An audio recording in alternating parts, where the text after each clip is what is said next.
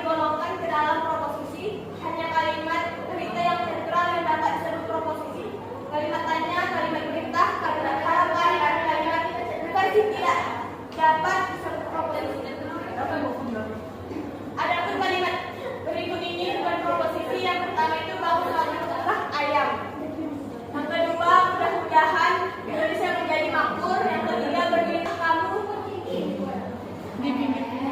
Di pinggir-pinggir itu dapat diubah menjadi proposisi sebagai berikut. Yang pertama, ayam adalah burung. Yang kedua, Indonesia menjadi negara makmur. Yang ketiga, kamu berdiri di pinggir pantai. Hubungan kelompok subjek dan kelompok predikat dalam proposisi seorang ahli logika bangsa Swiss, Euler, dan yang hidup pada abad 18 mengungkapkan konsepnya dengan 4 jenis proposisi dengan 5 macam posisi lingkaran. Lingkaran itu disebut lingkaran Euler. Suatu perangkat yang tercakup dalam subjek sama dengan perangkat yang terdapat dalam predikat. Semua S adalah semua P, semua S, semua sehat adalah semua tidak sakit. S sama dengan P. Yang kedua, suatu perangkat yang tercakup dalam subjek menjadi bagian dari perangkat predikat. Semua S adalah P, semua sepeda beroda SP. Sebaliknya, suatu perangkat predikat merupakan bagian dari perangkat subjek. Sebagian S adalah P, sebagian binatang adalah kera. Yang ketiga, suatu perangkat yang tercakup dalam subjek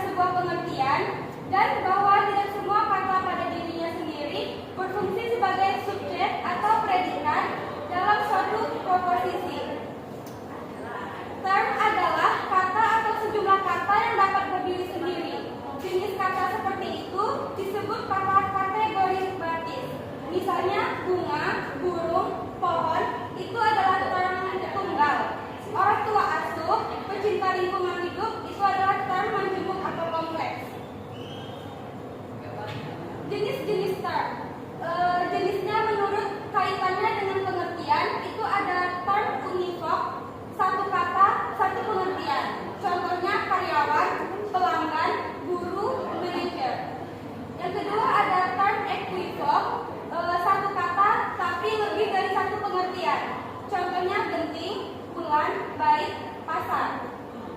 Ada lagi term analog, dia satu kata, tetapi pengertian bisa sama, bisa berbeda.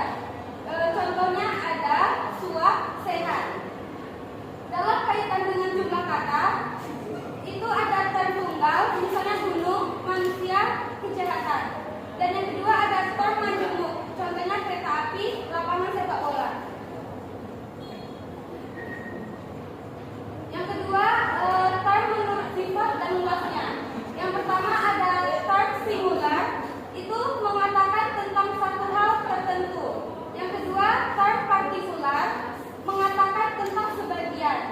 Yang ketiga, term universal, mengatakan tentang seluruh luasnya. Selanjutnya ada term distributif, itu berlaku untuk setiap anggota. Term kolektif berlaku pada sesuatu sebagai satu kesatuan. Baiklah, saya kembalikan kepada moderator. Baiklah, terima kasih kepada Melani. Selanjutnya itu penalaran deduktif yang akan disampaikan oleh saya sendiri. Jadi, penalaran deduktif bertolak dari sebuah konklusi atau kesimpulan yang dapat ditarik dari satu atau lebih pernyataan yang lebih umum. Kesimpulan yang diperoleh tidak mungkin lebih umum daripada proposisi tempat menarik kesimpulan. Proposisi tempat menarik kesimpulan itu disebut premis. Penarikan kesimpulan atau yang bisa disebut konklusi secara deduktif dapat dilakukan secara langsung dan dapat pula dilakukan secara tidak langsung.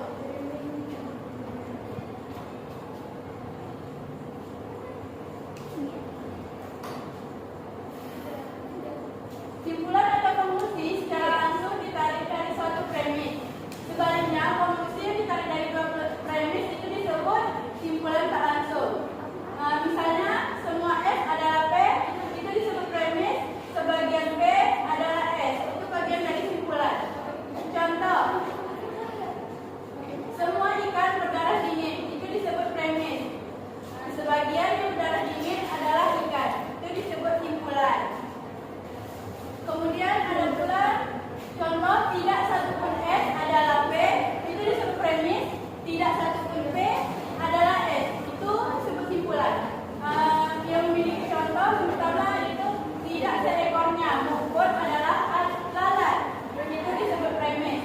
Kemudian tidak seekor lalat pun adalah nyamuk, itu kesimpulan. Kemudian ada semua S adalah P, itu disebut premis, dan tidak satu pun S adalah P, itu disebut kesimpulan. Contoh, semua rudal adalah senjata berbahaya, disebut premis. Tidak satu pun rudal adalah senjata tidak berbahaya, kesimpulan. Kemudian penalaran deduksi yang berupa penarikan kesimpulan secara tidak langsung memerlukan dua premis sebagai data atau contohnya. Dari dua premis ini akan dihasilkan sebuah kesimpulan. Premis yang pertama adalah premis yang bersifat umum dan premis yang kedua adalah premis yang bersifat khusus. Premis tak langsung ini memiliki dua jenis. Yang pertama yaitu silogisme kategorial, di mana silogisme kategorial ini adalah silogisme yang terjadi dari tiga proposisi. Dua proposisi merupakan premis dan satu proposisi merupakan kesimpulan. Premis yang bersifat umum disebut premis mayor dan premis yang bersifat khusus disebut premis minor.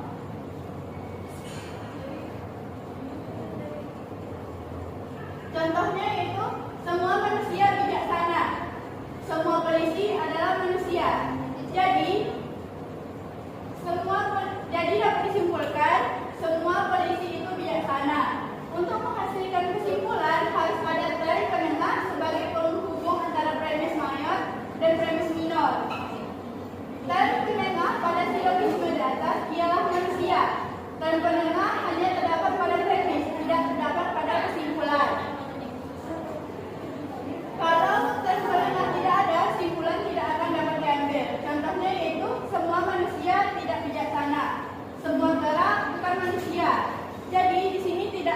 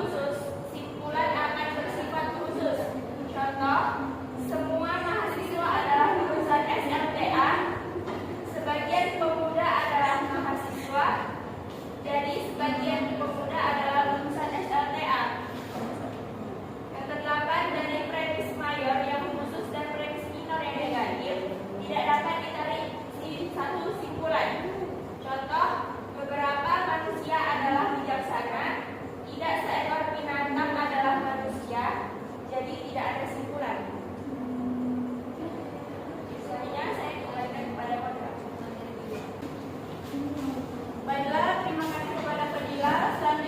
Materi selanjutnya akan disampaikan oleh Layana. Selanjutnya, silogisme hipotesis. Silogisme hipotesis adalah silogisme yang terdiri atas premis mayor yang berposisi kondisional hipotesis. Kalau premis minornya membenarkan anteseden, kesimpulannya membenarkan konsekuen. Kalau premis minornya menolak anteseden, kesimpulannya juga menolak konsekuen. Contohnya, jika besi dipanaskan, besi akan memuai. Besi dipanaskan, jadi besi memuai. Jika besi tidak dipanaskan, besi tidak akan memuai. Besi tidak dipanaskan, jadi besi tidak akan memuai. Silogisme alternatif. Silogisme alternatif adalah silogisme yang terdiri atas premis mayor berupa proposisi alternatif. Kalau premis minornya membenarkan salah satu alternatif, kesimpulannya akan menolak alternatif yang lain. Contohnya, dia adalah seorang kiai atau profesor. Dia seorang kiai, jadi dia bukan seorang profesor. Dia adalah seorang kiai atau profesor. Dia bukan seorang kiai, jadi dia seorang profesor. Selanjutnya, entimen. Ada bentuk silogisme yang tidak mempunyai premis mayor karena premis mayor itu sudah diketahui secara umum. Yang dikemukakan hanya premis minor dan simpulan. Contoh, semua sarjana adalah orang cerdas. Ali adalah seorang sarjana, jadi Ali adalah orang cerdas. Dari silogisme ini dapat ditarik satu entimen, yaitu Ali adalah seorang cerdas karena dia adalah seorang sarjana. Beberapa contoh entimen, dia menerima hadiah pertama karena dia telah menang dalam sayembara itu. Dengan demikian, silogisme dapat dijadikan entimen. Sebaliknya, sebuah entimen dapat diubah menjadi silogisme. Selanjutnya saya baiklah, terima kasih kepada Layana. Materi selanjutnya tentang penalaran induktif yang akan disampaikan oleh Tiara Amrani. Pada Tiara, silakan. Oke, baiklah, di sini selanjutnya adalah penalaran induktif. Di sini dijelaskan penalaran induktif adalah penalaran yang bertolak dari pernyataan-pernyataan yang khusus dan menghasilkan simpulan yang umum. Dengan kata lain, simpulan yang diperoleh tidak lebih khusus daripada pernyataan atau premis. Beberapa bentuk penalaran induktif adalah sebagai berikut. Yang pertama yaitu generalisasi. Generalisasi ialah proses penalaran yang mengandalkan beberapa pernyataan yang mempunyai sifat tertentu untuk mendapatkan simpulan yang bersifat umum. Contohnya, jika dipanaskan, besi memuai. Jika dipanaskan, tembaga memuai. Jika dipanaskan, emas memuai. Jadi, jika dipanaskan, logam memuai. Sahih atau tidak sahihnya simpulan dari generalisasi itu dapat dilihat dari hal-hal berikut. Data itu harus memadai jumlahnya. Makin banyak data yang dipaparkan, makin sahih simpulan yang diperoleh. Data itu harus mewakili keseluruhan dari data yang sama.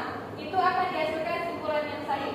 Pengecualian perlu diperhitungkan karena data-data yang mempunyai sifat khusus tidak dapat dijadikan data. Yang kedua yaitu analogi. Analogi adalah cara penarikan penalaran secara membandingkan dua hal yang mempunyai sifat yang sama. Contohnya, Nina adalah lulusan akademi A. Nina dapat menjalankan tugasnya dengan baik. Ali adalah lulusan akademi A. Oleh sebab itu, Ali dapat menjalankan tugasnya dengan baik. Yang ketiga yaitu hubungan kausal. Hubungan kausal adalah penalaran yang diperoleh dari gejala-gejala yang saling berhubungan. Hubungan kausal ini terbagi menjadi tiga, yaitu tiga hubungan antara masalah, yaitu sebagai berikut. Sebab akibat. Sebab akibat ini berpola A menyebabkan B. Di samping itu, hubungan ini dapat pula berpola A menyebabkan B, C, dan D. Dan seterusnya. Andai kata angin tiba-tiba tertiup A dan hujan yang tiba-tiba turun B, ternyata tidak sebuah mangga pun yang jatuh E. Tentu kita dapat menyimpulkan bahwa jatuhnya buah mangga itu disebabkan oleh tembakan anak-anak C. Selanjutnya itu akibat sebab. Akibat sebab ini dapat kita lihat pada peristiwa seseorang yang pergi ke dokter. Ke dokter merupakan akibat dan sakit merupakan sebab. Jadi mirip dengan Tetapi dalam penanganan jenis akibat sebab ini, peristiwa sebab merupakan simpulan. Yang ketiga yaitu akibat-akibat. Akibat-akibat adalah suatu penalaran yang menyiratkan penyebabnya. Contohnya ketika pulang dari pasar, ibu Sonia melihat Ratna di halamannya becek. Ibu langsung menyimpulkan bahwa kain jemuran di belakang rumahnya pasti basah. Selanjutnya saya kembalikan ke moderator. Boleh lagi? Baiklah, terima kasih kepada Tiara. Materi selanjutnya tentang salah nalar yang akan disampaikan oleh Melani. Kepada Melani, silakan. Baiklah, materi selanjutnya yaitu salah nalar. Gagasan, pikiran, kepercayaan atau simpulan yang salah, keliru atau cacat disebut salah nalar. Salah nalar ini disebabkan oleh ketidaktepatan orang mengikuti tata cara pikirannya. Kalau kita pilah-pilah beberapa bentuk salah nalar itu, kita dapat membagi salah nalar dalam beberapa macam. Yang pertama, deduksi yang salah. Beberapa salah nalar jenis ini adalah sebagai berikut. Yang pertama, Pak Ruslan tidak dapat dipilih sebagai lurah di sini karena dia miskin. Yang kedua, bunga anggrek sebetulnya tidak perlu dipelihara karena bunga anggrek banyak ditemukan di dalam hutan. Yang kedua, ada generalisasi terlalu luas. Salah nalar jenis ini disebabkan oleh jumlah premis yang mendukung generalisasi tidak seimbang dengan besarnya generalisasi itu sehingga simpulan yang diambil menjadi salah. Contoh, gadis Bandung cantik-cantik. Yang ketiga, pemilihan terbatas pada dua alternatif. Salah nalar ini dilandasi oleh penalaran alternatif yang tidak tepat dengan pemilihan itu atau ini. Contoh, engkau harus mengikuti kehendak ayah atau engkau harus berangkat dari rumah ini. Selanjutnya ada argumentasi bidik orang. Salah nalar jenis ini adalah salah nalar yang disebabkan oleh sikap menghubungkan sifat seseorang dengan tugas yang diembannya. Contoh, program keluarga berencana tidak dapat berjalan di desa kami karena petugas keluarga berencana itu. Selanjutnya ada argumentasi bidik orang. Salah nalar jenis ini adalah salah nalar yang disebabkan oleh sikap menghubungkan sifat seseorang dengan tugas yang diembannya. Contoh, program keluarga berencana tidak dapat berjalan di desa kami karena petugas keluarga berencana itu mempunyai anak 6 orang. Selanjutnya ada meniru-niru yang sudah ada. Salah nalar jenis ini adalah salah nalar yang berhubungan dengan anggapan bahwa sesuatu yang kita dapat lakukan atau atasan kita melakukan hal itu.